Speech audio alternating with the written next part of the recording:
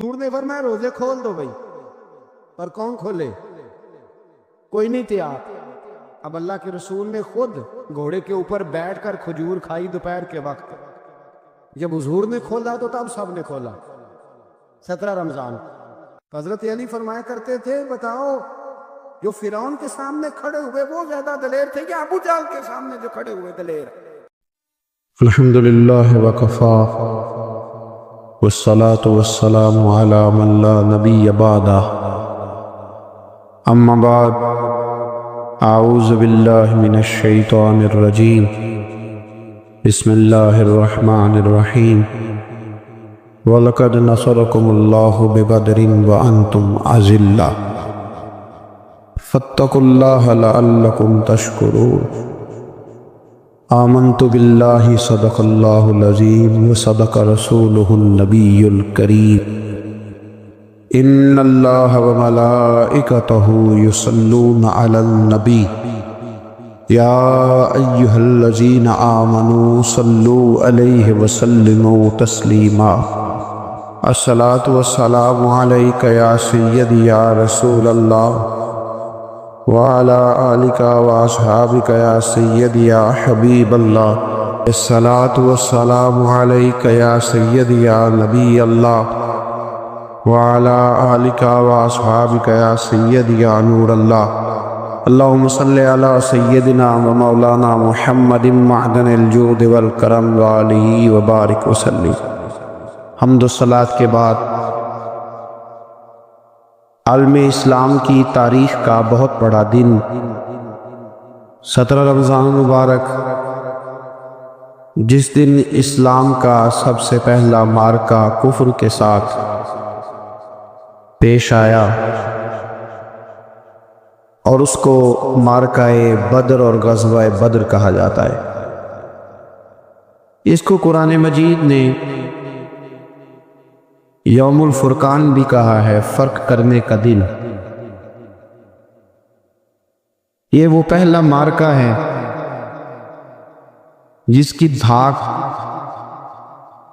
کفر کے سینے پہ ایسی بیٹھی ہے کہ آج تک عالم کفر بدر کی للکار سے کانپتا ہے۔ ڈاکٹر اقبال نے امت مسلمہ کو ایک مشورہ دیا ہے۔ اس نے کہا ہے کہ شرط یہ ہے کہ فضائے بدر پیدا کر، فضا پیدا کر بدر جیسی، فضائے بدر پیدا کر، فرشتے تیری نصرت کو اتر سکتے ہیں گردوں سے کتار اندر کتار اپنی۔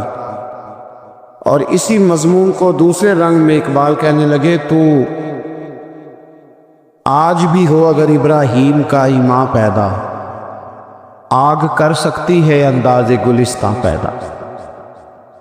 عالم اسلام کو یوم الفرقان، غزوہ بدر کی للکار یاد رکھنی چاہیے۔ ملت کے جوانوں کو بدر کا سبق اور بدر کا نصاب کبھی نہیں بھولنا چاہیے۔ ہمیں آج جو درس دیا جاتا ہے وہ درس فلسفہ ہے۔ جو پیغام کفر کے مقابلے میں ہمیں بتلایا جاتا ہے وہ پیغام ہے مصلحت پوشی کا، وقت گزاری کا۔ ابھی دیکھو غزوہ بدر کا پس منظر مسلمانوں کو یہ سبق دیتا ہے کہ جب فضا پیدا ہو جائے تو اللہ مدد کر دیا کرتا ہے۔ جب فضا پیدا ہو جائے تو پھر اللہ مدد فرماتا ہے۔ جب فضا پیدا ہو، جب مدد کی فضا ہی پیدا نہ ہو، قرآن مجید فرقان حمید سورہ آل عمران میں سے جو آیہ کریمہ میں نے تلاوت کی تو اس میں اللہ تعالیٰ نے بدر کا ذکر فرمایا ہے۔ فرمایا وَلَقَدْ نَصَرَكُمُ اللَّهُ بِبَدْرٍ وَأَنْتُمْ أَذِلَّةٌ، فرمایا تحقیق ہم نے بدر میں تمہاری مدد کی حالانکہ تم تو کمزور تھے۔ ہم نے بدر میں تمہاری مدد کی، تم تو کمزور تھے۔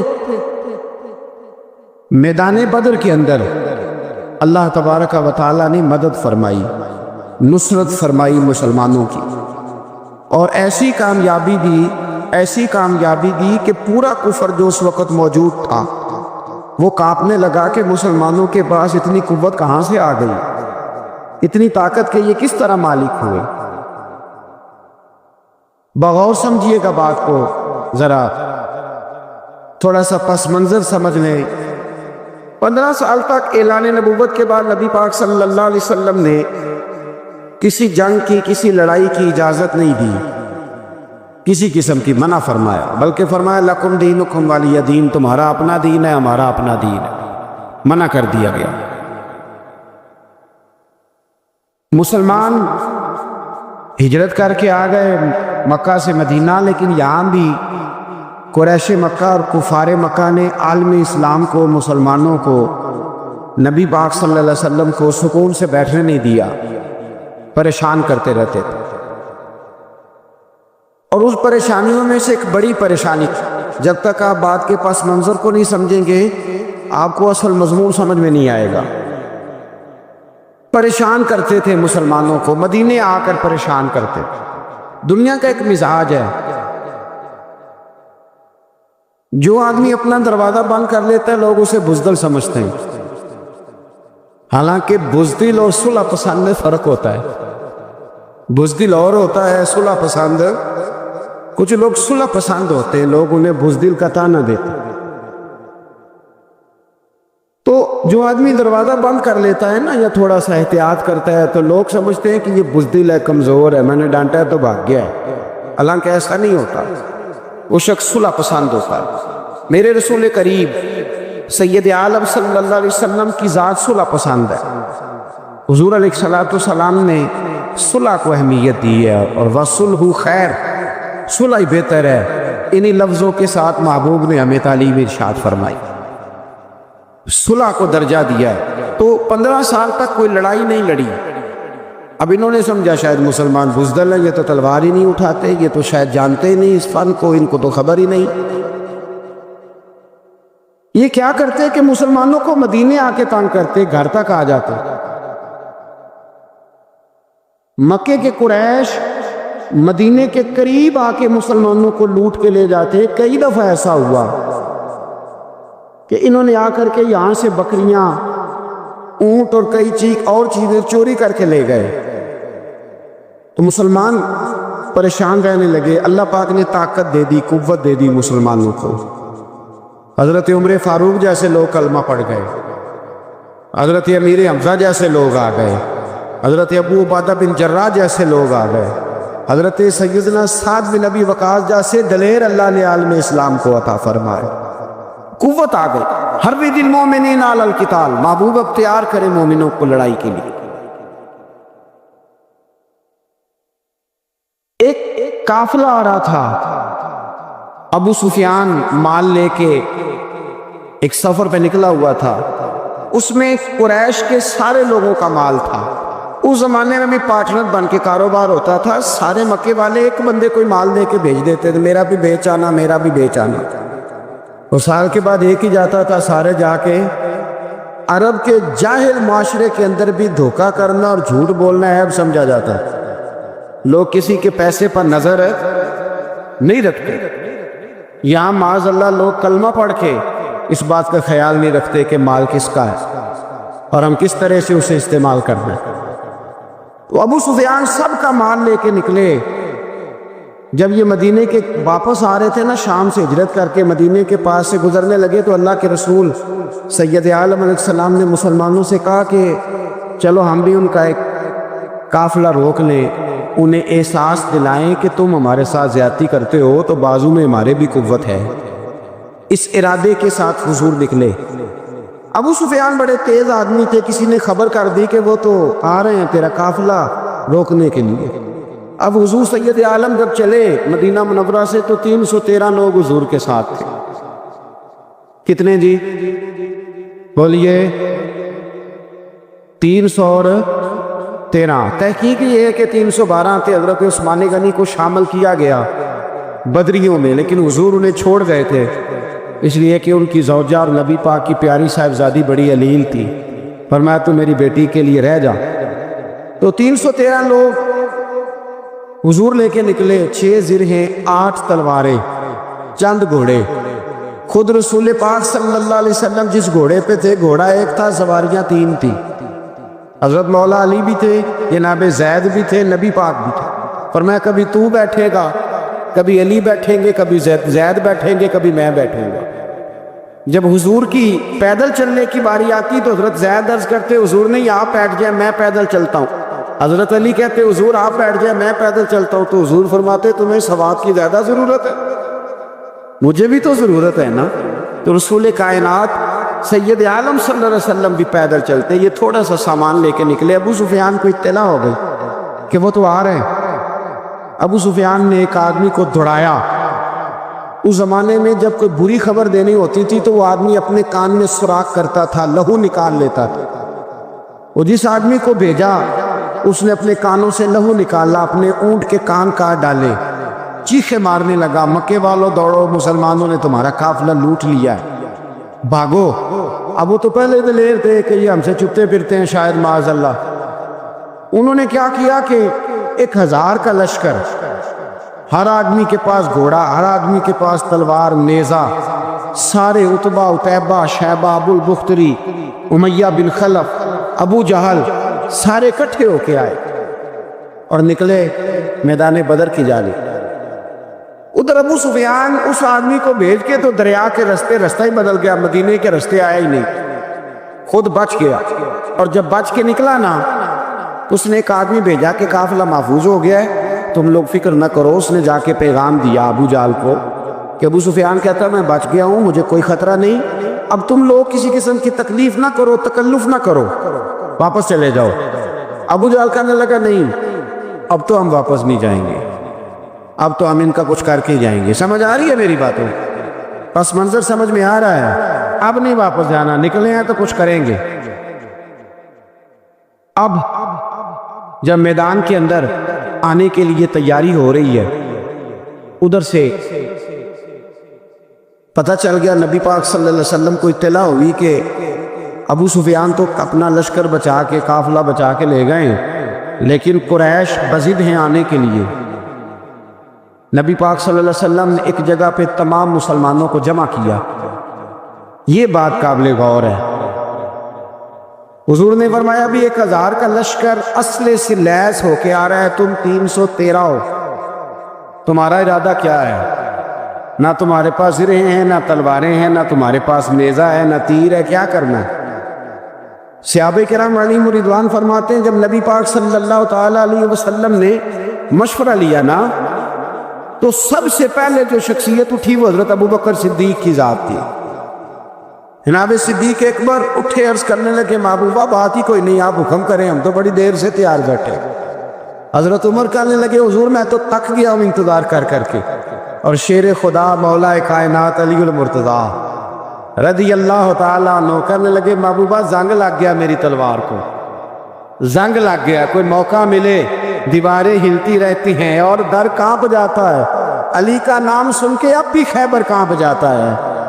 فرمایا حضور زنگ لگ گیا، مہربانی کریں جلدی کریں، ہم تو تیار بیٹھے.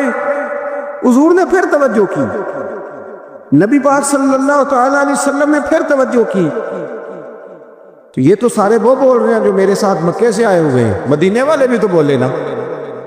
تو مدینے والوں میں سے حضرت مقداد اٹھے، حضرت مقداد رضی اللہ تعالیٰ عنہ، اور اٹھ کے عرض کرنے لگے یا رسول اللہ آپ کا اشارہ ہماری جانب ہے؟ حضور نے فرمایا ہاں تمہاری جانب ہے. تو کیا خوبصورت جواب ہے، اور کیا انداز تکلم ہے، اور کیا گفتگو بے حسن ہے، اور کیا پس منظر ہے، اور کیا دلیل ہے، اور کیا تاریخ کا مطالعہ ہے. حضرت مقداد کہنے لگے یا رسول اللہ ہم کوئی حضرت موسیٰ علیہ السلام کی قوم نہیں کہ آپ سے کہیں گے آپ لڑے یا آپ کا خدا لڑے. یا رسول اللہ ہم خشکیوں میں بھی لڑیں گے، دریاؤں میں بھی لڑیں گے. ہم خشکیوں دشت تو دشت ہیں، صحرا بھی نہ چھوڑے ہم نے، اور بحر ظلمات میں دوڑا دیے گھوڑے ہم نے. کہا حضور ہم وہ نہیں ہیں جو آپ سے کہیں گے آپ لڑے اور آپ کا خدا لڑے، ہم تو تیار ہیں، آپ جلدی کریں. پھر حضرت سعد اٹھے، سعد بن عبادہ رضی اللہ تعالیٰ عنہ اٹھے اور کیا خوبصورت عرض کیا. کہا یا رسول اللہ کس سے لڑنا ہے؟ حضور بولیے ذرا یا رسول اللہ. حضور نے فرمایا قریش مکہ سے. تو صحابی کا بجٹ دیکھیے گا, انداز دیکھیے گا. کہنے لگے حضور سنا ہے جن نظر نہیں آتے, دیو نظر نہیں آتے, سنا ہے دکھائی نہیں دیتے. محبوبہ آپ حکم کرے میں تو جنوں سے بھی لڑنے کے لیے تیار ہوں. میں تو ان دیکھی جگہوں پہ تلواریں چلا جاؤں گا. نبی کا حکم ہو تو کود جائیں ہم سمندر میں, جہاں کو محو کر دے نعرہ اللہ اکبر میں. یا رسول اللہ حکم کریں کس سے لڑنا ہے؟ میرے نبی پاک خوش ہو گئے. حضور خوش ہوئے, چہرے پہ مسکراہٹ دوڑی. فرمایا تم پر کوئی غلبہ پا ہی نہیں سکتا. فرمایا چلو اب اٹھو چلیں.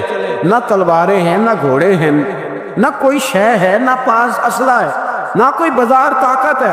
حضور اٹھے تو ایک ننھا مجاہد حضرت سعد بن ابی وقاص کے چھوٹے بھائی عمیر بن ابی وقاص, قد چھوٹا. حضور نے فرمایا سعد چلے عمیر رہ جائے. سعد چلے اور عمیر یہ چھوٹے. حضرت سعد کہتے ہیں میری عمر ابھی اس وقت تھوڑی تھی, میں 16-17 سال کا جوان تھا, وہ بھائی اس سے بھی چھوٹے تھے. فرمایا تو رہ جا. اللہ اکبر. تو کہتے ہیں دیکھو عمر دیکھو, اور منانے کا انداز کیا ہے. جا رہے ہیں جہاد کے لیے تو بچہ رو نہیں پڑتا گھر میں. حضرت عمیر رونے لگے, کہنے لگے نہیں نہیں میں نے بھی جانا ہے. رونا کہاں جانا بھائی؟ کوئی کھیلنے جا رہے ہیں, کوئی کھیلنے جا رہے ہیں, سیر کو جا رہے ہیں, کوئی جو ہے وہ کسی تفریح کے لیے نکل رہے ہیں. نہیں میں نے بھی جانا ہے. حضور نے فرمایا بیٹے تلواروں کی چھاؤں میں جا رہے ہیں, وہاں گرجدار آوازیں ہوں گی, وہاں سینے کٹیں گے, گردنوں پہ ضرب لگے گی. حضرت عمیر بن ابی وقاص نے نا اپنی ایڑیاں اٹھا لی, پنجوں کے بل کھڑے ہو گئے, کہنے لگے سونیا میں گردن کٹانے کو تیار ہوں. تو حضور نے فرمایا تیرا بڑا بھائی چلا جو ہے. حضرت عمیر کہنے لگے حضور قد میں بڑا ہے, طاقت میں نہیں بڑا. قد میں بڑا ہے, طاقت میں. کہا یہ قد میں بڑا ہے, جسامت میں بڑا ہے, طاقت میں نہیں بڑا.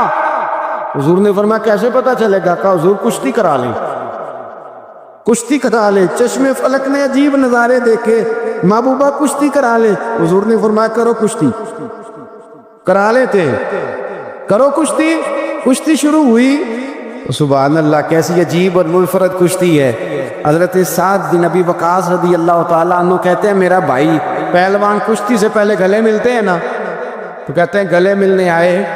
تو حضرت عمیر میرے کان میں کہنے لگے تیرا تو نمبر لگ ہی گیا ہے, اور محبوب جسے قبول کر لے پھر اسے درگزر اسے رد نہیں کرتے, تیرا تو لگ گیا ہے.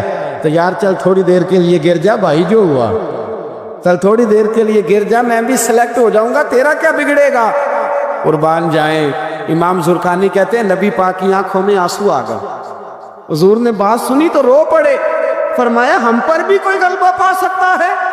جس قوم کے 14 سال کے بچے لڑنے کو تیار ہوں, انہیں کوئی گرا سکتا ہے؟ تو فضائے بدر پیدا کر, فرشتے تیری نصرت کو اتر سکتے ہیں گردوں سے کتار اندر کتار. اب بھی تھوڑی دیر کے لیے بھائی آپس میں لڑے, گتھم گتھا ہوئے, پھر بڑا گر گیا, چھوٹا کچھ سینے پہ سوار ہو گیا. میرے رسول پاک نے فرمایا چلو بھئی تمہارا دونوں کا جانا ہی مقبول ہو گیا. چلو یہ انداز تھا. نہتے 313 بشر شوق شہادت میں. نہتے اس کو کہتے ہیں جس کے پاس اسلحہ نہ ہو. نہتے 313 بشر شوق شہادت میں نکل آئے تھے میدان میں محمد کی قیادت میں. نہ تیغ و تیر پہ تکیا, نہ خنجر پر نہ بھالے پر, بھروسہ ہے تو ایک سادی سی کالی کملی والے پر. بھروسہ ہے تو ایک سادی سی کالی, زیادہ مہنگی بھی نہیں, سادی سی کالی کملی والے پر. بھروسہ ہے تو ایک سادی سی کالی کملی والے پر. میرے مصطفیٰ کریم علیہ السلام کا لشکر میدان کی جانب, ادھر کفار جوش و خروش سے طے پایا رستے میں. ابو جہل نے کہا کہ روز ایک سردار اونٹ ذبح کرے گا. گانے گانے والی عورتیں گانے گائیں گی. بدر کی فضا دیکھ لے, گانے والی گانے گائیں گی. روز ایک اونٹ ذبح ہوگا. شراب کے دور چلیں گے معاذ اللہ, اور مسلمانوں کے خلاف جوش پیدا کیا جائے گا. ادھر کھانے کے لیے شے کوئی نہیں، کوئی طاقت نہیں، تو یہاں کیا ہوگا؟ میرے حبیب نے فرمایا راتوں کو سجدے کریں گے، دن کو اٹھ کے اللہ اکبر کے نعرے لگائیں گے۔ یہاں عبادتیں ہیں، ریاضتیں۔ میرے رسول کریم سید عالم صلی اللہ تعالیٰ علیہ وآلہ وسلم سے پہلے کفار پہنچ گئے، انہوں نے پہنچ کر بدر کے میدان میں قبضہ کیا، جہاں کنویں تھے سب پہ قبضہ کرنا، جو زمین خشک تھی ریتلی تھی وہ چھوڑ دی، اور جو زمین ہموار تھی اس پہ قبضہ کر لیا۔ جب نبی پاک صلی اللہ علیہ وسلم تشریف لے کر کے گئے تو ریتلی زمین تپتی ہوئے صحرا، 17 رمضان کا دن، صحابہ نے روزے رکھے ہوئے صحابہ نے کیا کیا ہوا ہے؟ کیا کرنے گئے؟ پکی گل ہے تو یہ بولے تھوڑے ہو نا، میں کہ شاید کچھ حق ہو گئے۔ کیا کرنے گئے تھے؟ روزہ رکھ کے۔ اللہ خیر ہی کرے، ہمارے یہاں تو روز نیا بہانہ آتا ہے، کہتے میں کام تے جانا، میرا تو نہیں نہ بنتا، روز نیا بہانہ ہے، کہتے نہیں میں تو مزدور آدمی ہوں۔ کس طرح کی بات کرتے ہو؟ اللہ نے فرض کیا ہے تو اس کا مطلب ہے کہ گزارا ہو سکتا ہے، چل سکتا ہے، تبھی تو فرض کیا ہے۔ حضور نے فرمایا روزے کھول دو بھائی، پر کون کھولے؟ کوئی نہیں تیار۔ اب اللہ کے رسول نے خود گھوڑے کے اوپر بیٹھ کر کھجور کھائی دوپہر کے وقت۔ جب حضور نے کھولا تو تب سب نے کھولا۔ 17 رمضان نبی پاک صلی اللہ علیہ وسلم کے آنے سے پہلے انہوں نے کنووں پہ بھی قبضہ کر لیا، ہموار زمین۔ حضور آئے تو ریتلی زمین ملی، وہیں صحابہ نے ڈیرے لگائے۔ اب پانی کوئی نہیں، کوئی شے نہیں، تپتا ہوا صحرا، اوپر سے سورج گرمی برسا رہا ہے۔ حفیظ جلندری کہتے ہیں کہ زمین دعا مانگنے لگ گئی، زمین دعا مانگنے لگی، زمین کہنے لگی خدا بندہ مہربانی فرما، تیرے رسول آئے ہیں تو اب ذرا مجھے ٹھنڈا نہیں کر دیتا۔ حفیظ جلندری کا نظریہ ہے، وہ کہتے ہیں زمین دعا مانگنے لگی، زمین کہنے لگی مولا تیرے حبیب کے قدم جب میری اس خاک پہ آئے، الہی حکم دے سورج کو اب نہ آگ برسائے۔ زمین کہتی ہے تیرے حبیب کے قدم جب میری اس خاک پہ آئے، الہی حکم دے سورج کو اب نہ آگ برسائے۔ میرے دامن سے گر ان کو ہوائے گرم آئے گی تو مجھ کو رحمت للعالمین سے شرم آئے گی۔ میرے دامن سے گر ان کو ہوائے گرم آئے تو مجھ کو رحمت للعالمین سے، زمین کہنے لگی مجھے شرم آئے گی کہ محبوب آئے ہیں اور میں، یا اللہ مہربانی کر۔ حفیظ جلندری ویسے تو حضور کی دعا، صحابہ کی دعا، سب کی بات ہے، وہ کہتے ہیں زمین نے دعا مانگی، جب دعا مانگی تو اللہ نے بارش عطا کر دی۔ حضور نے فرمایا لو بھی حوض بنا لو، پانی بھر لو۔ صحابہ کہتے ہیں چھوٹے چھوٹے حوض بنا لیے، پانی ہم نے ان کے اندر جمع کر لیا، جانوروں کو پلایا، خود بھی ہم نے وہ پانی رکھا وضو کے لیے، غسل کے لیے۔ فرماتے ہیں اب ریتلی زمین تھی تو سمجھ لیں بارش پڑنے سے پکی ہو گئی، ان کی جانب کیچڑ ہو گیا، پانی ختم ہو گیا، کافروں کی طرف ختم ہو گیا۔ یہاں حالات اس طرح کے ہیں کہ یہاں پانی جمع ہے، وہاں ختم ہوا، اور تاریخ کا عجیب حوالہ دے کے حضور کو شہید کرنے آئے۔ 2 کافر رات کو چپکے سے اس حوض سے پانی پی رہے تھے جو مسلمانوں کا حوض ہے۔ ایک صحابی کہنے لگے حضور کافر پانی پی رہے ہمارے حوض سے، ماروں؟ حضور نے فرمایا نہیں، کافر ہوئے تو کیا ہوا، مخلوق تو ہے نا اللہ کی، پینے دو، پینے دو۔ ہمارے دروازہ رحمت سے کوئی خالی جا سکتا؟ ایسا کی تیری خیر تیرے میں کدے کی خیر، ایسی پلا کی جس کا نشہ عمر بھر رہے، اور پلا کے گرانا تو سب کو آتا ہے، مزہ تو تب ہے کہ گرتوں کو تھام لے ساکی۔ کہا نہیں، پینے دو ہی نہیں۔ میرے رسول کریم سید عالم صلی اللہ علیہ وسلم نے میدان بدر میں پڑاؤ کیا، کافر ساری رات دندناتے رہے، شور کرتے رہے۔ جاسوسی کا ایک معیار ہوتا تھا، اب تو فوجوں کی وردی ہوتی ہے، پہچانے جاتے ہیں فوجی کس ملک کے ہیں، کس علاقے کے ہیں، کس جگہ سے ان کا تعلق ہے۔ اس زمانے میں کوئی وردی نہیں ہوتی تھی، ہر قبیلے کا آدمی ہوتا تھا تو لوگ گھس جاتے تھے، جاسوسی آسان ہوتی۔ آئے رات کا وقت ہے تو کچھ جاسوس بھیجے ابو جہل نے، کہا پتہ کر کے آؤ بندے کتنے، اسلحہ کتنا ہے، جوان کتنے، بوڑھے کتنے، ان کا انداز کیا ہے، سارا معلومات کر کے آؤ۔ کفر کی جو معلومات ہیں اس پر ذرا غور کریں۔ اب وہ شخص آیا، جا کے ابو جہل سے کہنے لگا 313 ہیں۔ 6 زرہیں اور 8 تلواریں، کوئی کھانے پینے کا سامان نہیں، اور کچھ بچے بھی ہیں، کچھ بوڑھے بھی ہیں، عمیر بن ابی وقاص بھی ہیں، ابو عبیدہ بن جراح جیسے بوڑھے بھی ہیں، کچھ لمبا چوڑا انتظام کوئی نہیں۔ ابو جہل بڑا کھل کھلا کے ہنسا، جاسوس واپس آئے نا تو کھل کھلا کے ہنسا، کہنے لگا اس طرح کرو کہ جنگ کرنے کی ضرورت نہیں، انہیں نا صبح سب کو گھوڑوں کی پشتوں پہ باندھ کے نا تو لے چلتے ہیں مکے، وہاں جا کے دیکھیں گے ان کا کیا کرنا ہے، ان کو باندھ لو گھوڑوں کی اونٹوں کی پشتوں پر تو وہاں جا کے دیکھیں گے۔ جب یہ بات کی تو جاسوس کہنے لگا ٹھہر جا، پوری بات تو سن لے، میری پوری سن تو لے، تبصرہ تم نے شروع کر دیا ہے۔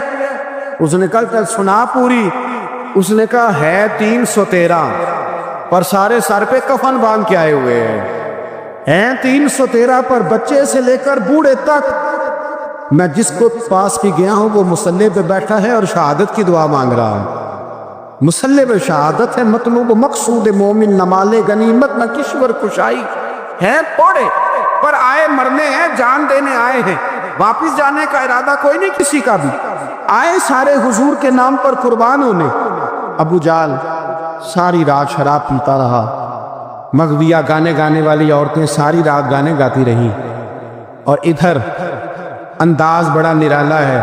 حضرت ابو بکر صدیق رضی اللہ تعالیٰ عنہ فرماتے کہ صحابہ نے مشورہ کیا کہ نبی پاک صلی اللہ تعالیٰ علیہ وسلم کی طرف سب سے پہلے توجہ کریں گے کافر، حضور کے لیے کسی محفوظ جگہ کا بندوبست کیا جائے، ایک چھپر، ایک ریش، ایک جھونپڑی پہاڑ کے اوپر بنا دی گئی حضور کے لیے۔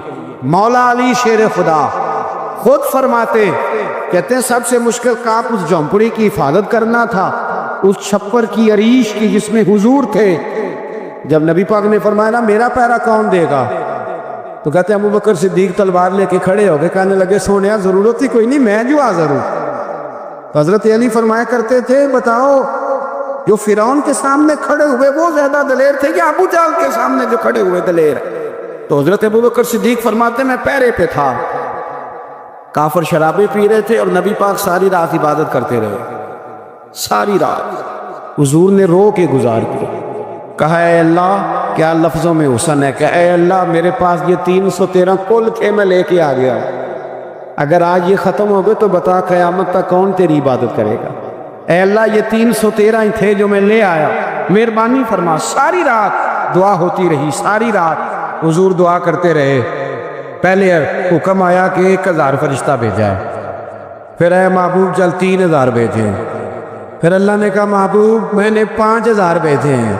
حضرت علامہ ہزاروی کہا کرتے تھے کہ نہیں، رب کریم نے فرمایا 5000 بھیجے ہیں، تو محبوب نے کہا نہیں نہیں مولا اس طرح نہیں، میرے فرشتے نہ بھیج، تیرا وعدہ تھا میں بھی آؤں گا، تیرا وعدہ تھا میں بھی آؤں گا۔ اور وہ اپنے انداز میں فرمایا کرتے تھے سانو کل کے وچ میدان بدر تے آپوں بہ رہے ہیں یار کنارے آتے، تیرا وعدہ تھا میں بھی آؤں گا۔ تو پھر حکم ہوا قرآن میں انی معکم، محبوب میں بھی تیرے ساتھ ہی ہوں، محبوب میں بھی تیرے، خدا خود نیر مجلس بود۔ سارے بولیے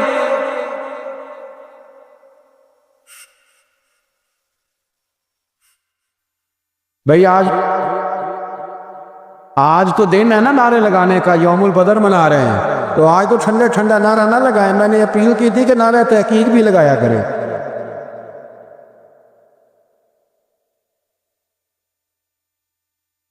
تو بھائی یہ یاد رکھے، سمجھے اس بات۔ فرمایا حضرت ابو بکر صدیق فرماتے ہیں پہلے 1000 پھر 3000 پھر 5000 فرشتے آئے، اور جوک در جوک فرشتے آئے۔ کہتے ہیں سرکار ساری رات روتے رہے، ساری رات، تیرے صرف اسلحے سے ہی اللہ کی مدد نہیں آئے گی، تو نے ایٹم بم بنا لیا اور توفیق عید کی نماز کی بھی نہیں، اس سے تھوڑی مدد آئے گی۔ میرے مصطفیٰ کریم سید عالم صلی اللہ علیہ وسلم نے فرمایا، امت کو درس دیا، اسلحہ بھی جمع کرنا، طاقت بھی اکٹھی کرنا، صفیں بھی بنانا، اپنے اندر اتحاد بھی پیدا کرنا، لیکن اگر تم نے کفر پر غلبہ حاصل کرنا ہے تو اس کے لیے خدائی مدد کی ضرورت ہوگی۔ اگر تم سے اللہ کی مدد روٹھ گئی تو جتنے مرضی اسلحے جمع کرتے پھرو، جتنی مرضی طاقتیں اکٹھی کرتے پھرو، تو جس قدر مرضی تم ایٹم بم بناتے پھرو، جب خدائی مدد ہی تمہارے ساتھ نہیں تو کیسے نظام چلا؟ تو حضرت ابوبکر صدیق فرماتے ساری رات حتیٰ کہ میں بے چین ہو گیا، حضور سجدے میں تھے تو میں حضور کے اوپر لیٹ گیا، میں نے کہا محبوب بس کرے، اٹھ کے دیکھے تو صحیح میرے اللہ نے کتنی مدد نازل فرما دی ہے۔ صبح رسول پاک تشریف لائے، صحیح مسلم، ابو داؤد، کتابوں کے نام یاد رہیں گے۔ حضرت انس بن مالک حدیث کے راوی ہیں، کہتے ہیں حضور اٹھے اور ایک دن پہلے چھڑی لے کے میدان میں آئے، ایک دن پہلے اٹھے، دیکھو میرے محبوب کے علم کی شان۔ میرے اعلیٰ حضور فرماتے ہیں اور کوئی غیب تم سے نہا ہو بھلا جب خدا ہی نہ چھپا رہا، اور کوئی غیب تم سے نہا ہو بھلا جب خدا ہی نہ چھپا رہا۔ تم پر کروڑوں درود۔ اور ہمارے ایک شیخ تھے علامہ تحسین رضا صاحب رحمۃ اللہ علیہ، ان کا بڑا خوبصورت شعر ہے، وہ فرمایا کرتے تھے علم غیب رسول کے منکر اس حقیقت کو بھول جاتے ہیں، غیب مانا کہ راز ہے لیکن راز اپنوں سے کب چھپاتے ہیں۔ راز مانا، غیب مانا کہ راز ہے لیکن راز اپنوں سے کب چھپاتے۔ ایک دن پہلے حضور میدان میں آئے، صحیح مسلم کی حدیث، اور محبوب پاک صلی اللہ علیہ وسلم کی دست مبارک میں چھڑی ہے۔ حضرت انس کہتے ہیں حضور میدان میں آئے اور حضور نے لکیر کھینچی، فرمایا کل یہاں ابو جہل مرے گا۔ کب مرے گا؟ یہاں مرے گا۔ فرمایا یہاں عتبہ مرے گا، یہاں عتیبہ مرے گا، یہاں ولید مرے گا۔ حضرت انس فرماتے ہیں میری لکیروں پہ نظر تھی، لوگ جنگ لڑتے رہے، میں لکیریں دیکھتا رہا۔ اللہ کی عزت کی قسم جہاں حضور نے چھڑی رکھی تھی، جو مرا وہیں آ کے مرا ہے، جو مرا ہے وہیں آ کے، جو دن کو کہہ دیا دن ہے تو دن نکل آیا، جو شب کو کہہ دیا شب ہے تو رات ہو کے رہی۔ خدا نے ان کی زبان کو وہ اختیار دیا، جو نکلی منہ سے ان کے وہ بات ہو کے رہی۔ فرمایا جہاں حضور نے چھڑی رکھی تھی، جو مرا ہے وہیں آ کے مرا ہے میرے رسول کریم سید عالم صلی اللہ تعالی علیہ وسلم نے اگلے دن صبح اٹھ کے صف بندی بنوائی۔ حضور نے اپنے ہاتھ کے اندر چھڑی لے لی، فرمایا چلو ابھی صفے سیدھی کرو۔ کیا کرو؟ کرانی چاہیے نا صفے سیدھی، ہمیں کر بھی لینی چاہیے نا۔ حضور نے فرمایا تم صفے سیدھی کرو، اللہ تمہارے دل سیدھے کر دے گا۔ تو یہاں سیدھے کرانے والے ہوتے ہیں، کرنے والا۔ اور میرے نبی پاک صلی اللہ علیہ وسلم نے فرمایا جب تم نماز کے لیے صفیں سیدھی کرتے ہو تو رب تو تمہیں دیکھ کے مسکراتا ہے، جو اس کی شان کے لائق ہے۔ حضور صفیں سیدھی کرا رہے تھے۔ حضرت سواد انصاری ایک صحابی تھے، تو پیٹ ان کا بڑا تھا، حضور نے چھڑی رکھی، فرمایا پیچھے ہٹ تھوڑا سا، بڑا پیٹ تھا، چھڑی لگائی نہ تو کہنے لگے حضور کیوں ماری ہے چھڑی آپ نے؟ نبی پاک صلی اللہ علیہ وسلم نے فرمایا چل ناراض نہ ہو، بدلہ لے لے۔ کہنے لگے لائیں دے بدلہ۔ حضور نے چھڑی پکڑائی تو کہنے لگے کپڑا ہٹائیں۔ حضور نے کپڑا ہٹایا تو جسم اقدس چومنے لگے، کہنے لگے محبوبہ پتہ نہیں تھوڑی دیر کے بعد کیا بننا ہے۔ میں نے کہا جاتے جاتے بوسے لے لوں، حضور بوسے لے لوں جاتے جاتے مصطفیٰ کریم۔ اور یہ واقعات کئی صحابہ کے، حضرت عکاشہ بن محسن کا بھی ہے اور بھی کئی لوگوں کا۔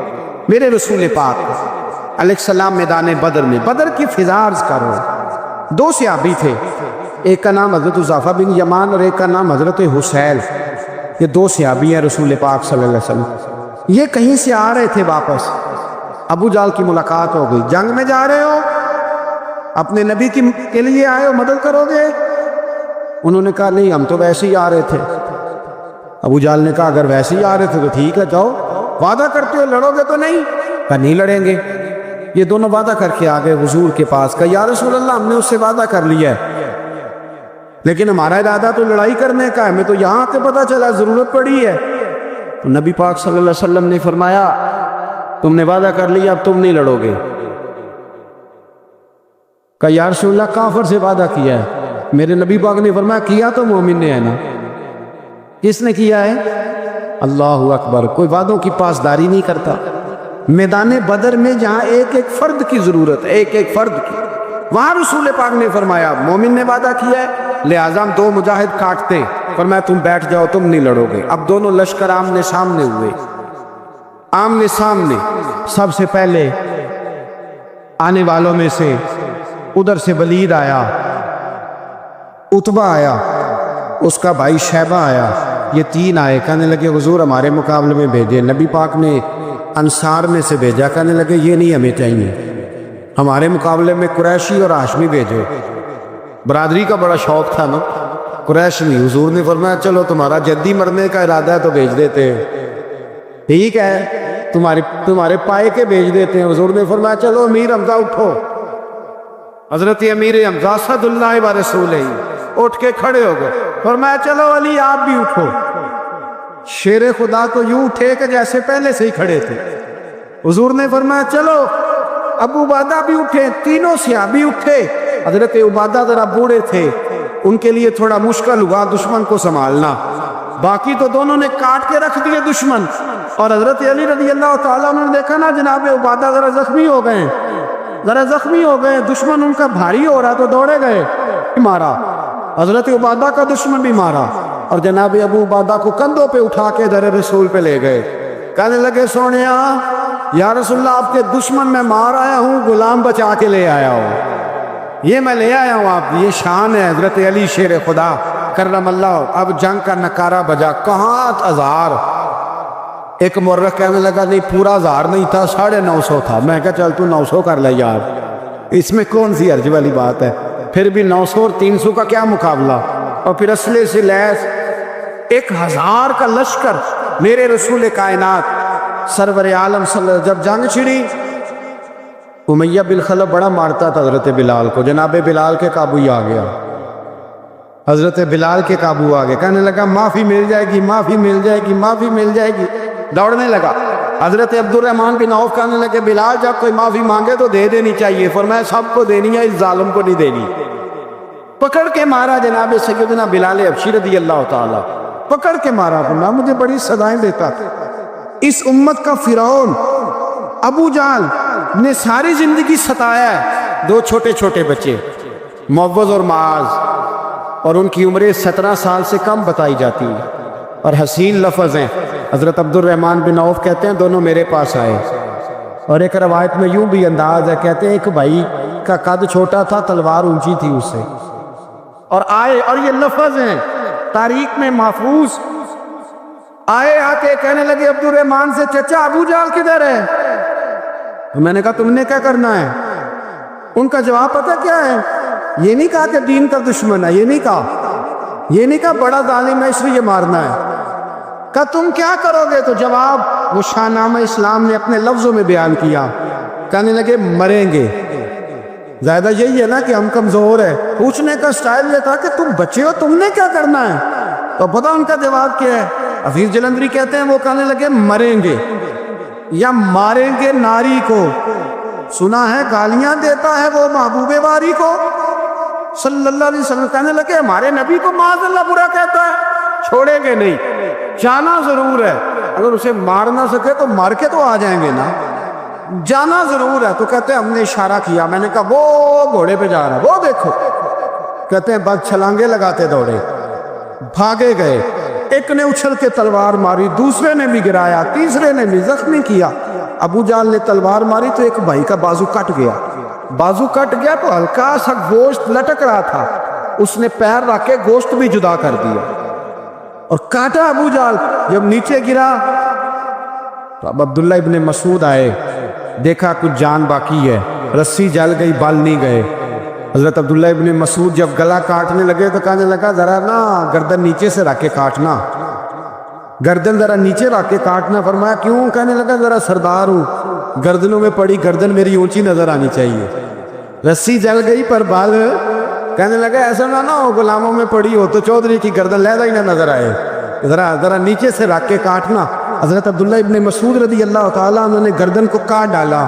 میرے بھائی اب جنگ ختم ہونے لگی آہستہ آہستہ، دونوں بچے اپنی تلواریں لے کے در رسول پہ آئے، ایک کہنے لگا میں نے مارا ہے، دوسرا کہنے لگا حضور میں نے مارا ہے۔ حضور نے فرمایا تلواریں دکھاؤ، خون کس کو لگا ہے؟ جب خون دیکھا تو دونوں کو ایک جتنا لگا تھا۔ میرے حبیب مسکرائے، فرمایا تم دونوں نے مارا ہے، تم دونوں نے مارا ہے۔ میرے رسول پاک سید عالم صلی اللہ تعالیٰ علیہ وسلم نے دیکھا امیہ بھی مر گیا، ابو البختری، عتبہ، عتیبہ، شیبہ، امیہ بن خلف، بڑے بڑے دشمن مر گئے، 70 کے قریب قتل ہوئے، 70 کے قریب گرفتار ہوئے، باقی بھاگ گئے۔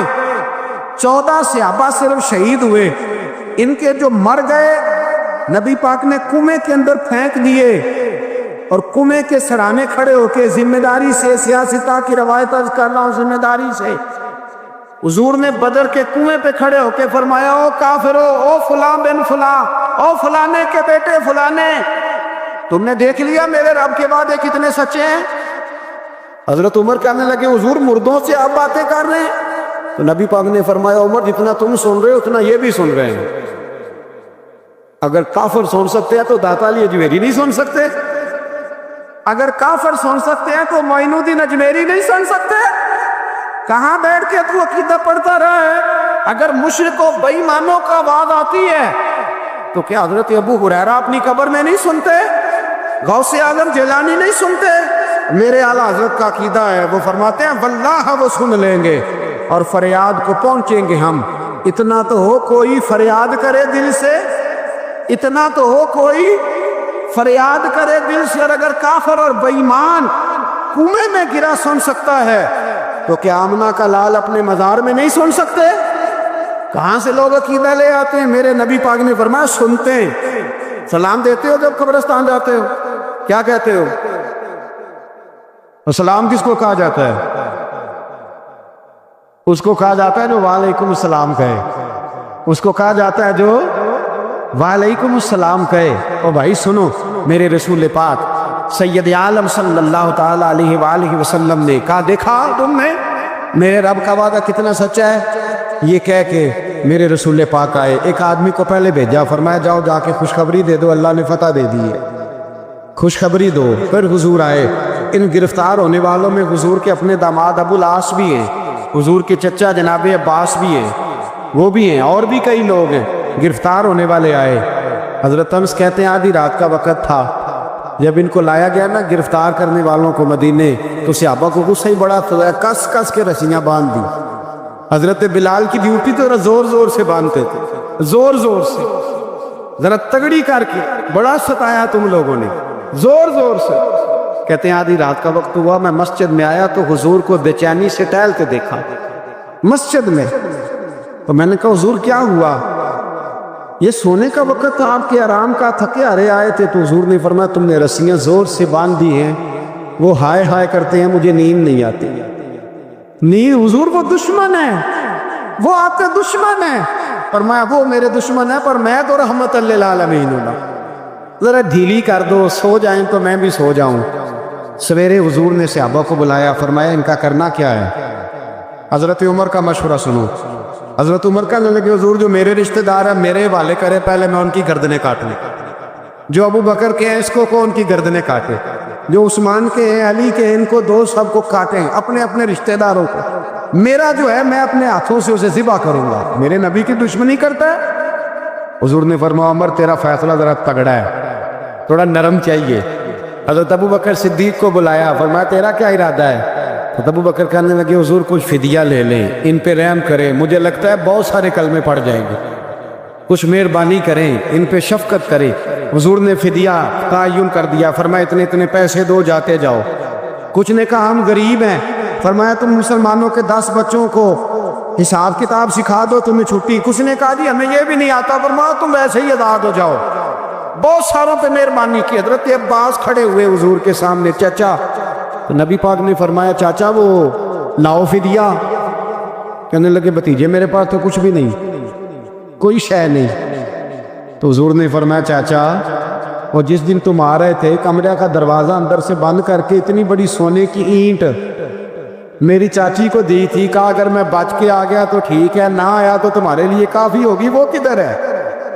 ख्याल आया, हजरत अब्बास कांपने लगे। ये सुनकर हजरत अब्बास पर राशा हुआ तारी कि पैगंबर तो रखता है दिलों की भी खबरदारी। ख्याल आया मुसलमान नेक व बद पहचान जाते हैं और मोहम्मद आदमी के दिल की बातें जान जाते हैं। कहने लगे वो किधर है? तो जनाब अब्बास कहने लगे महबूबा वो तो फिदिया तो मैं दूंगा ही अब, लेकिन मैं मान गया हूँ आप अल्लाह के सच्चे रसूल हैं, इसलिए कि मेरे और मेरी बीवी के अलावा किसी को उस बात की खबर न थी। उसी जंग में हजरत खतीजा का वो हार आया जिसका तज़किरा मैं पिछले दिनों कर चुका। अल्लाह ताला ने फतह दी। کسی جگہ بھی کوئی تکبر کا لفظ میرے نبی پاک نے بیان نہیں فرمایا. کسی جگہ حضور نے یہ نہیں کہا کہ ہم بڑی دانائی سے لڑے، ہم بڑے دلیر تھے، ہماری صف بندی بڑی سیانی تھی. یہی فرمایا وَلَقَدْ نَصَرَكُمُ اللَّهُ بِبَدْرٍ، اللہ نے ہماری مدد کی، اللہ نے ہماری. میری اور آپ کی زندگی میں جہاں نقص واقع ہوتا ہے نا، وہاں ہم کامیابیاں اپنے کھاتے میں ڈالنے لگتے ہیں تو فضائے بدر پیدا نہیں ہوتی. یاد رکھیں اگر رات کو گانے سنیں گے، شراب کباب کے دور چلیں گے تو پھر بدر کی فضا پیدا نہیں ہوگی، پھر تو کفر کی فضا پیدا ہوگی. اور اگر رات کو مسلح آباد رہیں گے، میں نے کچھ دن پہلے کہا تھا جمعے میں، صلاح الدین ایوبی جب جنگ لڑ رہے تھے تو ایک بحری بیڑا آ رہا تھا دشمنوں کا، اسلحہ لے کے. مسلمانوں کے پاس اسلحہ پہلے کام تھا، تو ایک بحری جہاز اور اسلحہ لے کے آ رہا تھا عیسائیوں کا. تو صلاح الدین ایوبی ساری رات مسجد اقصیٰ میں روتے رہے. سویرے ایک بزرگ ملے تو کہنے لگے، پہلے رات کو بھی ان سے دعا کے لیے کہا، پھر سویرے صلاح الدین کہنے لگے حضور دعا کرنا، مسلمان پہلے ہی کمزور ہیں اور عیسائیوں کا ایک بحری بیڑا اسلحہ لے کے اور آ رہا ہے. تو بزرگ کہنے لگے وہ تو بیڑا غرق ہو گیا ہے، وہ غرق ہو گئے. کہا کہاں غرق ہوا؟ کہنے لگے تو ساری رات روتا رہا تو تیرے آنسوؤں میں ہی غرق ہو گیا، تیرے آنسوؤں میں غرق ہو گیا، وہ اب نہیں آئے. کچھ دیر کے بعد خبر مل گئی واقعی ڈوب گیا ہے پانی. بھائی جب تو اللہ کو منا لیتا ہے، جب رب کی مدد تیرے آتا ہے، یاد رکھنا زندگی میں کہیں بھی آپ لڑ رہے ہیں، کسی محاذ پر بھی اگر حق آپ کے ساتھ ہے تو پھر اللہ کی مدد آپ کے ساتھ، اور اگر حق آپ کے ساتھ نہیں تو پھر جتنے مرضی ہیلے بہانے کر لیں، وکیل مہنگا کر لیں، جج خرید لیں، پھر آپ دنیا کی ساری سیاست لڑا رہے ہیں. جب حق آپ کے ساتھ نہیں تو پھر رب کی مدد آپ کے ساتھ ہے. آج شام کے اندر روز قتل ہوتا ہے، برما کے مسلمانوں پر زمین تنگ ہے، کشمیر میں اتنا خون بہہ چکا ہے کہ اب شاید کشمیر کی وادی خون پیتی بھی نہیں، اتنا خون بہہ گیا ہے. فلسطین قبلہ اول مسلمانوں کا مسجد اقصیٰ یہودی کے قبضے میں ہے. مسلمان اپنی اپنی اپنی اپنی. اور ظلم کی بات یہ ہے، ظلم کی بات کہ ہم توحید کا اعلان کرنے والے، توحید کے ٹھیکیدار بننے والے سلوٹ کرنے پہ آتے ہیں تو عیسائیوں کو بلا کے کرتے، یہودیوں کو بلا کے کرتے. میرے بھائی مسلمان کے پاس اسلحہ بھی ہے، پیسہ بھی ہے، دولت بھی ہے، ہر قسم کا ذخیرہ ہے. ضرورت یہ ہے کہ اسے خدا کی مدد نصیب ہو جائے. اللہ کی مدد جب تھی تو اسلحے کی ضرورت نہ تھی. جب تک خدا کی فضائے بدر پیدا کرے، فضائے بدر پیدا کرے. اگر حق آپ کے ساتھ ہے، اندر خلوص ہے اور آپ لڑ اللہ کے دین کے لیے رہے ہیں، ذاتی اگر نام و نمود ہے، خواہشات ہیں، ذاتی آپ کے مفادات ہیں، پھر بڑی جلدی یہ سفر ناکامیوں کا سفر ہو جاتا ہے. فضائے بدر پیدا کریں، رضائے الہی کے لیے میدان میں نکلنے کا جذبہ اپنے دل میں پیدا کریں. بدر کے 14 صحابہ جو شہید ہوئے، وہ 14 صحابہ کو ہم سلام عقیدت پیش کرتے ہیں. ان 14 کے لوگوں کو شاید نام بھی نہ آتے ہوں، لیکن اسلامی تاریخ میں انہوں نے ایسا حسن بھرا ہے، ایسا حسن بھرا ہے کہ کافر آدمی بدر کے نام سے کامتا ہے. نام نہ بنائیں دین کے معاملے میں، کام کریں. جو کام کرتا ہے اللہ اس کا نام بنا دیتا ہے. کام کریں اور کبھی بھی دین کی نصرت کے لیے جب نکلیں اپنے آپ کو آگے نہ کریں، دین کو آگے رکھیں.